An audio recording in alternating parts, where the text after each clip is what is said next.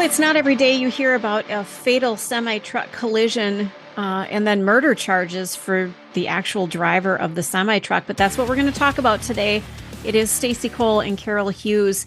This story is, it's bizarre, and the headline is even more bizarre because I think this is the one story you sent to me. It was something to the effect of semi-driver hits cars and then goes and gets lunch for himself. Wasn't that it? Yeah. He caused a horrific accident. How he walked away from the horrific accident, I have no idea. Because it really looks like an accident that he would have died in, to be honest.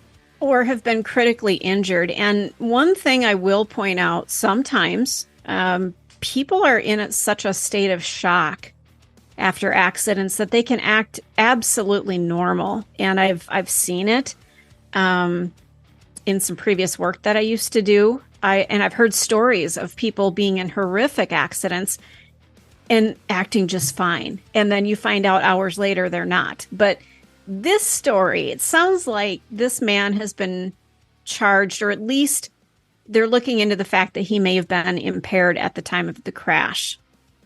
So the story goes, a Manteca man is facing a murder charge after police say he drove a semi-truck on a deadly collision course in Parker, Arizona. Police confirmed that 28-year-old Karan Singh is from Manteca, and after the fiery crash, he walked away from the scene and went to a restaurant across the street from the accident and ordered lunch for himself. While this is going on, all these people are standing outside, like trying to help people in the cars that were hit. They're filming it, and he's over there. I saw a Pizza Hut in the video. I don't know if he was at Pizza Hut, but he went to a restaurant nearby. It was a Mexican restaurant, and he got a burrito.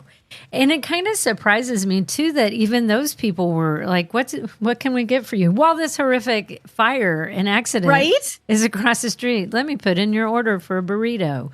Yeah, don't forget the extra cheese. You know, I'm surprised they even took his order that day, to be honest. But you wouldn't also think that that guy was just in the horrific accident. He must have just been walking past, came in to get a burrito, and, you know. I'm just wondering, did they know that he was the driver? Did they know he was involved in the accident? I mean, I would think he might have had blood on him or looked disheveled or something. I would think. But, you know, some people might have said they saw him walking away. But, you know, when everything's going on, it would be chaos. And if somebody just walks away from it, I still have to focus on getting this person help. I can't focus on the person who's walking away. But maybe they saw him go in the restaurant when the police showed up. They're like, dude's in the restaurant across the street. I don't know. But the whole thing is just bizarre. My guess is he was high as a kite. I don't know. And that's what it sounds like they may be thinking. Surveillance video shows the moment of impact. The semi-truck came barreling at a high speed into 3 cars that were stopped at a red light, and it basically ran those cars over. The victims inside likely never saw what hit them. The crash left 1 person dead and several seriously injured. Witnesses say, "I've never seen anything so devastating." A woman, Halie Jackson, shot video of the crash aftermath showing the semi-truck bursting into flames with thick smoke rising above the wreckage.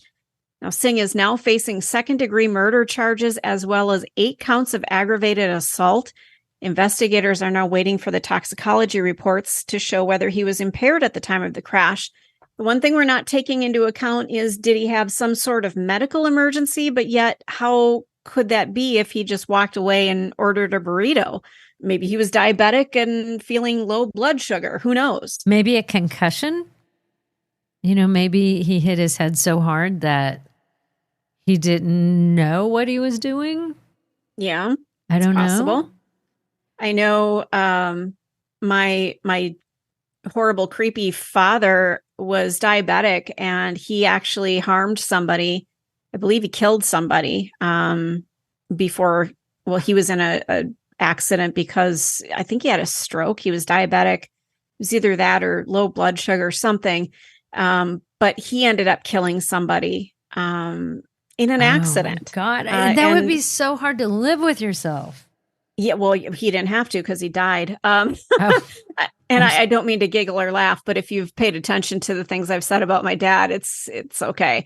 But he ran into somebody. He was having a medical emergency as he was driving, and he ended up putting both feet, one on the gas, one on the brake.